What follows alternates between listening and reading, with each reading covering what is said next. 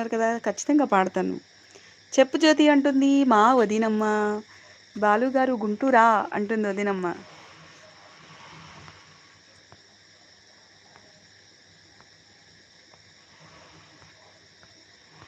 Hello ఎవరు హైడ్‌లో ఉండొద్దు. Please చూస్తున్న ప్రతి ఒక్కరు కామెంట్ చేయండి, షేర్ చేయండి, సబ్స్క్రైబ్ చేయండి.